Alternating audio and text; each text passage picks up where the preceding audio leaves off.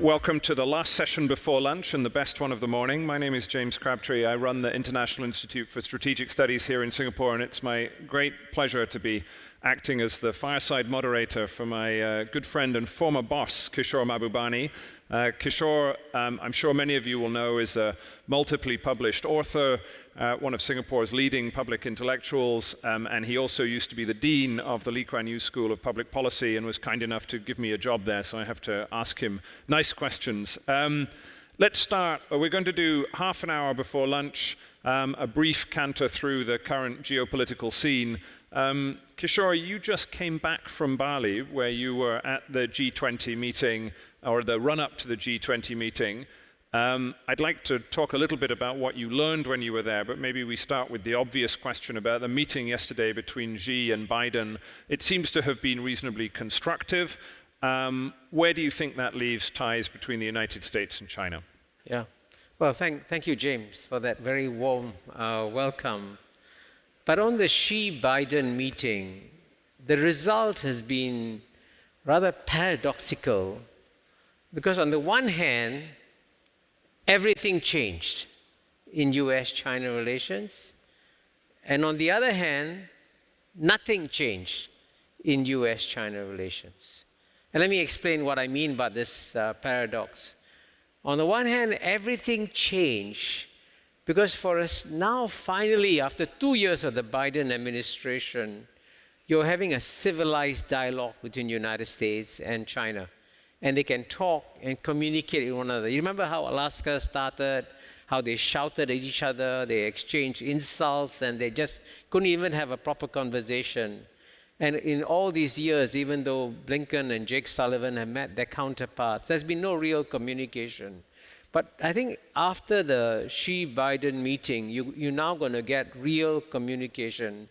And I suspect we've also helped to moderate some of the most dangerous points in the US-China relationship, which of course is the Taiwan issue. And I think President Biden's reaffirmation that the US hasn't changed its one China policy is very, very important, that kind of direct assurance. So that's how everything has changed.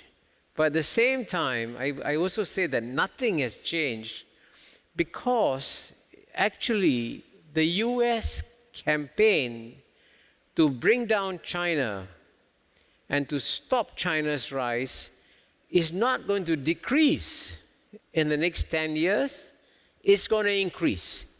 So even though they had a very nice, friendly meeting, the fundamental goal of the United States to stop China from becoming number one is not going to diminish in any way. And as you saw this, of course, with the CHIPS Act that has just come, but there'll be more and more measures that the United States will take to try and slow down China's economic growth.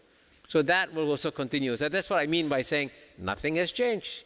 So if you're sitting in a room like this or a conference like this and you're looking to put money to work in Asia and you're slightly worried about the way in which geopolitics might affect this, thinking about the ruptures after Nancy Pelosi's visit to Taiwan, and it sounds like you're saying expect more of this in future.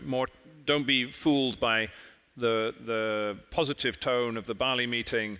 Really, it's more likely that we're going to see more US-China tension and potentially more crises between the two powers. Is that a fair assumption? I think you will definitely see more tension, more competition between the two. But you know, geopolitical contests provide dangers, but they also provide opportunities. And so for Southeast Asia, for example, ASEAN, as you know, has gone through various phases of being loved and snubbed by the great powers. During the Cold War, everybody fell in love with ASEAN. After the end of the Cold War, people said ASEAN didn't matter. Now ASEAN matters again. And so the courtship of ASEAN by various powers will increase in the next 10 years.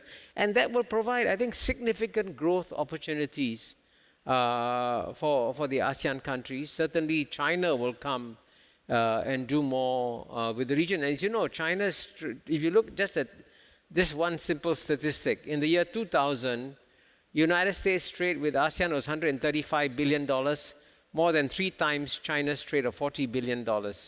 Today, United States trade has gone up 2.5 times to about 300 plus billion.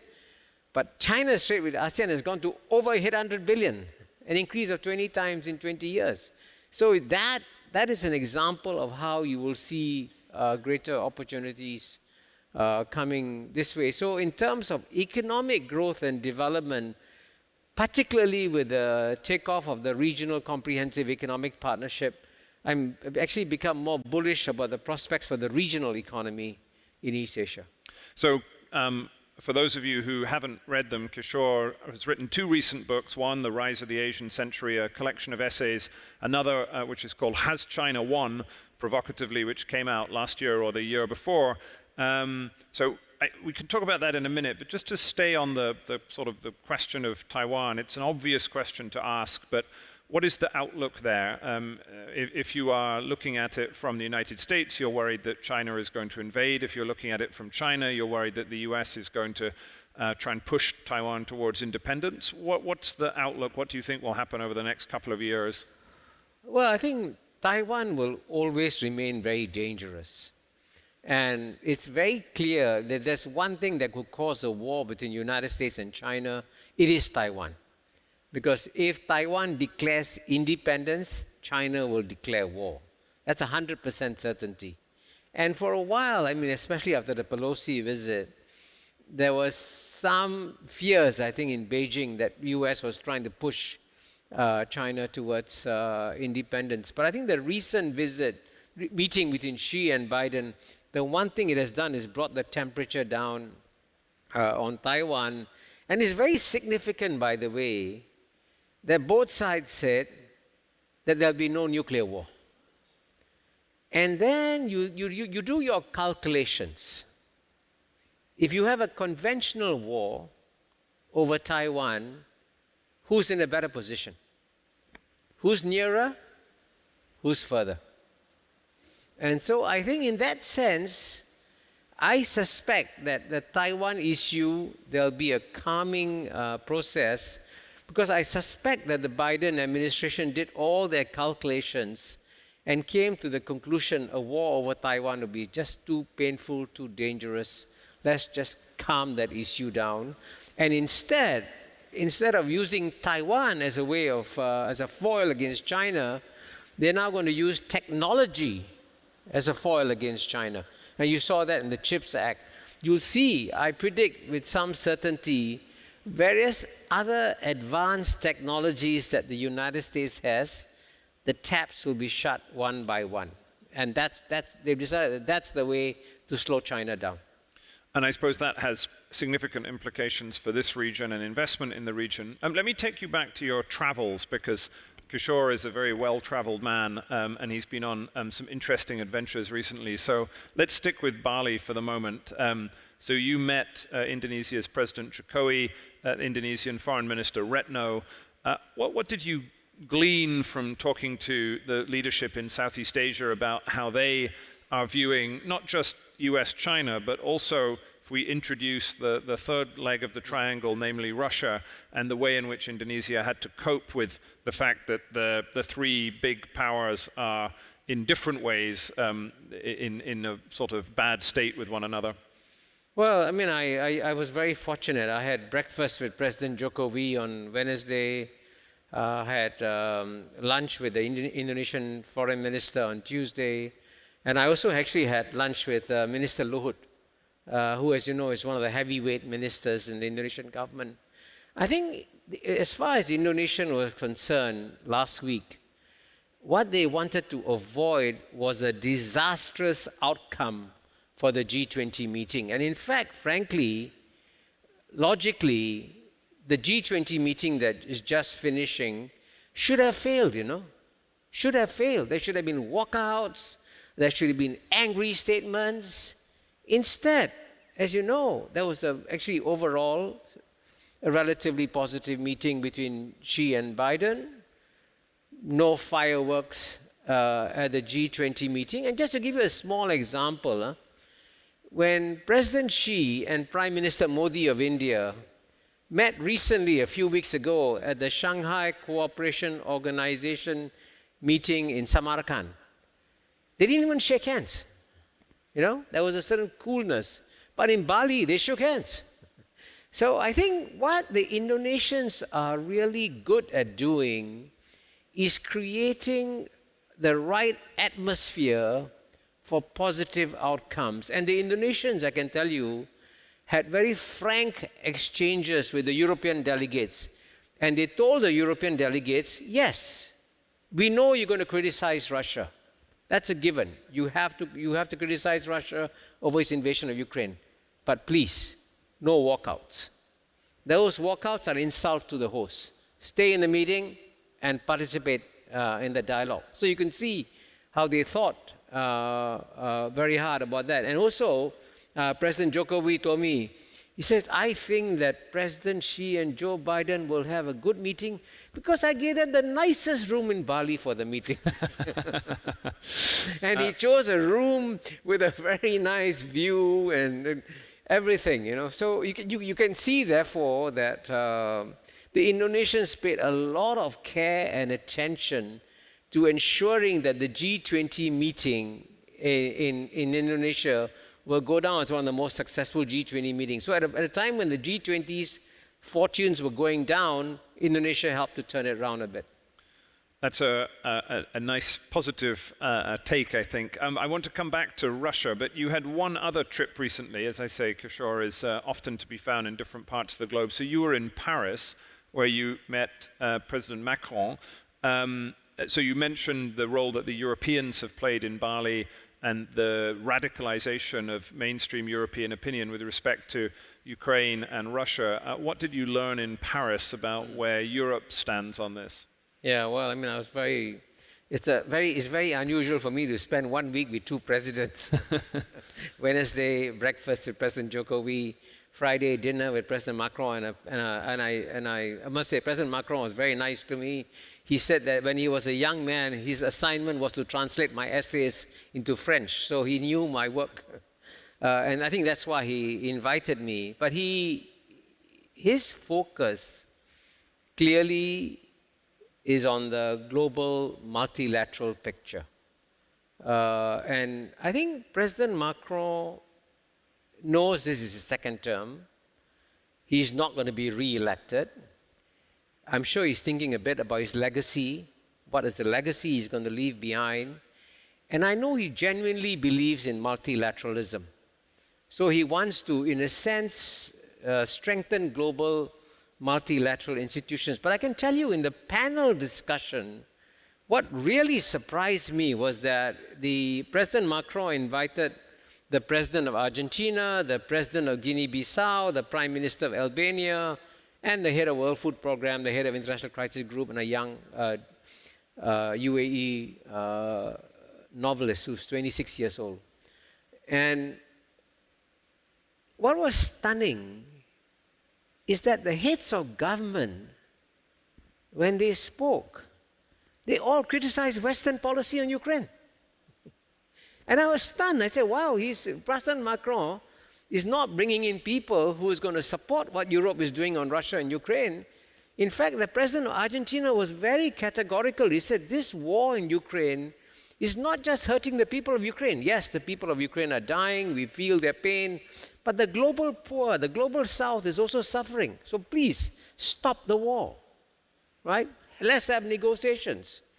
And that is not, as you know, that's not the dominant view in Europe at all. The view in Europe is to carry on with the war. So this tension in a world, between a world where if you add up the population of all the countries that have imposed sanctions on Russia, it comes to 15% of the world's population. 85% of the world's population has not imposed sanctions on Russia. So that means that there is that tension that will develop between what Europe wants to see as the outcome and what the rest of the world wants to see as the outcome. And that was what, to my surprise, surfaced very clearly at the Paris Peace Forum. Do you think that's, it's a challenging point if I imagine many people in the audience here are from Europe or North America, where there is a consensus that Russia's in the wrong, the Ukraine course is a noble one, and the best way to end this war is for Ukraine to win it decisively and to sort of put Russia back in its box. Your sense is that if you look across the sweep of Asia, Africa, Latin America, the global south, as some call it, that is a view that most people disagree with? Yeah, I would say the view of the global south is very, very clear. And actually the person who's articulated it very well, as you know, is the Foreign Minister of India, Dr. Jaishankar. And Dr. Jaishankar said after visiting Europe, he says, the problem in our world is that Europe thinks that Europe's problems are the world's problems, and the world's problems are not Europe's problems. So, and I think there's a sense that Europe and certainly the West are not paying enough attention to the impact of the war on the rest of the world. And I think if I was a European strategic planner, I would worry about the fact that this might become too much of an issue, not between, in a sense, the rules-based order and Russia on the one hand, but instead just the West and the Russia and the rest of the world saying, let's try to end this. And I don't know whether you saw this. Henry Kissinger just gave an interview where he said that what the world needs to do is have a larger conceptual, theoretical dialogue, both with China and with Russia. And actually, I also met Henry Kissinger, I think in mid-October in New York, one-on-one.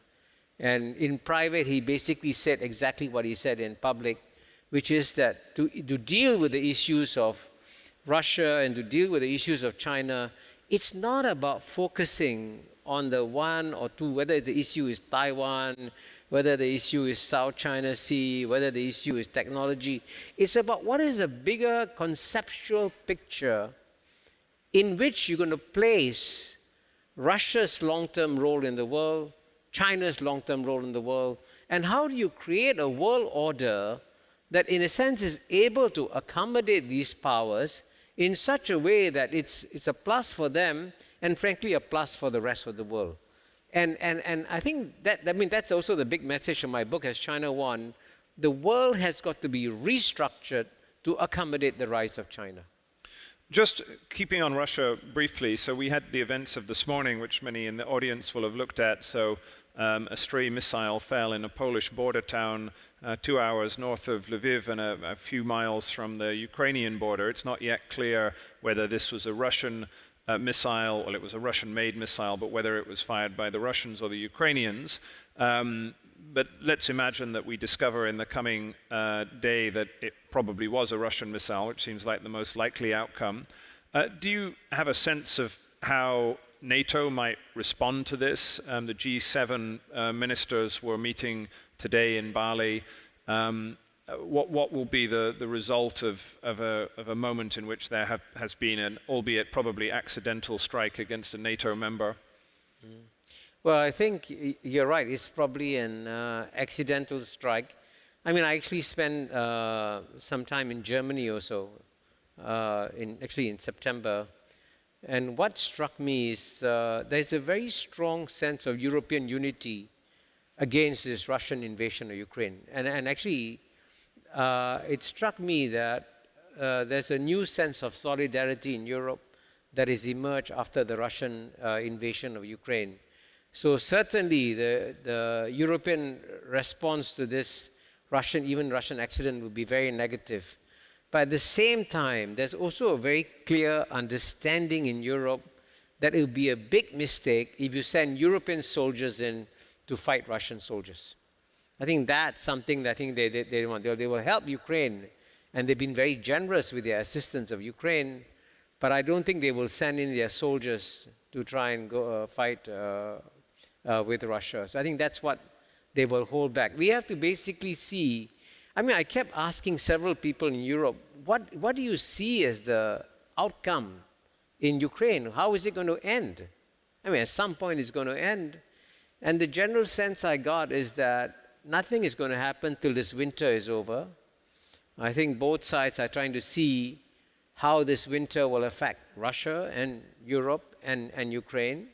And probably by early next year, if possible, then you might have some indications of how this will play out. But as of now, clearly the Ukrainians believe that they are winning, and the Ukrainian soldiers have been remarkably brave and capable, I must say. They really fought an amazing war, and they've outperformed against everybody's expectations. And you have to acknowledge that. And therefore, you can understand why the Ukrainians don't want to in any way compromise now. So we have to wait a few months to see the outcome. Very good. We've got about 10 minutes to go, so I'm going to ask a few more questions before we break for lunch. You mentioned the countries that had introduced sanctions against Ukraine, and I suppose I should point out that one of those is our home city of Singapore. I suppose without being too provocative, I should ask, what did you think of the decision of the Singapore government to join the predominantly Western nations that introduced sanctions, and what has been the reaction to that move here in Singapore? Well, I would say, the non-aligned movement has got, I forget, 150, 160 members. And Singapore is the only member of the non-aligned movement to have imposed sanctions on Russia. So it's obviously a very brave decision on the part of Singapore to stand out and say that we will take position of principle. And I think so far it's been well received by the people. But at the same time, I think it's also clear that Singapore wants to see a solution to this Ukraine war, because it's clearly destabilizing, not just Europe, it's destabilizing the whole world. And so if there are moves towards a solution, I think Singapore will support it. Tell me a little bit more about, again, for an audience like this, we're interested in investment and investment opportunities. You have mentioned technology and technology bifurcation in the aftermath of the US Commerce Department October 7th semiconductor regulations. What is your outlook on the economic picture for this region in Asia? Are we heading inexorably for a divided Asia in which you have a Chinese system on the one hand and then a like-minded system that links up the United States and Japan and the Republic of Korea and Australia? And what would that mean for Southeast Asia caught in the middle? Well, I think it is... it's very early in the game. We have to wait and see what other technology measures the United States is going to carry out against China. I know for sure there'll be more. But at the same time, I think the United States will find it very difficult to decouple from China, because they'll find with China getting more integrated with not just East Asia, with the rest of the world, a decoupling between US and China may mean a decoupling between US and the world. And I can tell you, just 2 nights ago, I was on a panel with the foreign minister of South Africa and the former foreign minister of Brazil, Celso Amorim. And Celso Amorim, as you know, is a supporter of President Lula. And Celso Amorim said, listen, I mean, look at the amount of trade that Brazil does with United States, right? Brazil's trade with China, I think, is 3 times. Brazil's trade with United States. Trade with China is 3 times the trade with the United States. And 20 years ago, it took Brazil 1 year to export $1 billion to China. Now it takes Brazil 72 hours to export $1 billion to China. So Celso Amorim said that if you look at Argentina and the other states, China is a much bigger trader for them. So therefore, the integration between China and the rest of the world, I actually predict, will gain pace as soon as the COVID-19 zero COVID policy is lifted. I predict that it will be lifted slowly, gradually, step by step in the next 6 to 12 months. But once China lifts its zero COVID policy, China's trade with the rest of the world is going to bounce back significantly. And as the United States tries to decouple with China, it suddenly finds, hey, this is a problem. China is so integrated with the rest of the world, how do I decouple avoid decoupling from the rest of the world. So this is why I think, as you know, Singapore is a very good friend of the United States. And we want the United States to do well. We want the United States to stay on in this region. But we want the United States to also acknowledge there's some realities in this region. And one of the realities in Southeast Asia, in East Asia, is don't ask any country in this region to choose between China and choose within the United States, because nobody wants to choose. And therefore, when the United States carries out its actions like decoupling, it's got to really figure out what is the long-term strategic game plan. And the Chinese, I know, have a long-term strategic game plan. But the United States is still very unclear what that long-term strategic game plan is. Let me ask you a couple of questions to close. So firstly, on China, many in the audience will have been watching carefully the events of the National Party Congress, which happened a few weeks ago. In the biased Western media, the general view was that this was a hardline shift, that those who were put on the standing committee were loyalists to Xi rather than those who were more associated with different parts of the Chinese political ecosystem or who were seen to be economic reformers, and that therefore we can expect China under the third term of President Xi to move in a particular direction. You, certainly compared to the prevailing narrative in the West, have been a sympathetic observer or critic of China in your books. So what's your outlook for what we can expect from Xi's third term? Yeah. No, you're absolutely right. There's a rock-solid consensus. I would say more in the Anglo-Saxon media than the Western media, because when I go to Germany, I find the German view is a bit more nuanced. I mean, you saw the fact that Chancellor Scholz just went to China against the explicit lobbying of Washington, D.C., in fact, against the lobbying by some of his European counterparts, he went to China. So I think the German position on China is different in some ways. So I would say it's the Anglo-Saxon media that has reached a very clear consensus that President Xi Jinping has made a huge mistake. He's accumulated too much power for himself, and instead of appointing competent, pragmatic ministers or officials, he's now appointed loyalists, and these loyalists cannot say no to Xi Jinping, and therefore the China growth story is over. I mean, I'm exaggerating a bit, but that's a story. So, and yeah, you're right, I hold a different point of view. I actually believe that President Xi realizes that the next 10 years of China's history will go down as among the most decisive 10 years of China's history ever. Because he knows that in the next 10 years, the United States will try to do its best to slow down China, and he's going to make sure that the slowdown doesn't succeed and that China keeps growing. And how does China keep growing? It has to open up to the world. If China closes itself, the growth story is over. If China wants the economy to open, it's grow, it's got to open it up. And so I predict that it is right that he's surrounded by loyalists, but it is also probable that he's surrounded by competent loyalists. And just to give you an example, the number 2 guy, Li Qiang, he was, as you all know, party secretary of Shanghai. There are 3 things you ought to know about him. The hometown that he comes from is one of China's most entrepreneurial hometowns. Number 2, he's the one who helped Jack Ma and Alibaba when he was party secretary. Number 3, he's the guy who negotiated with Elon Musk the Tesla manufacturing plant in Shanghai.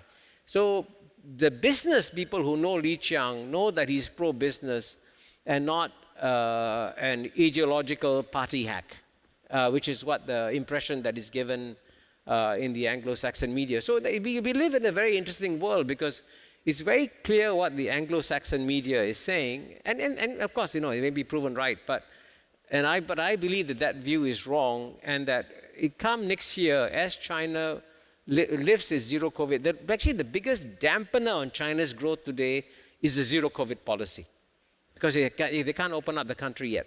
But once they lift that, you'll see a bounce back that will be significant.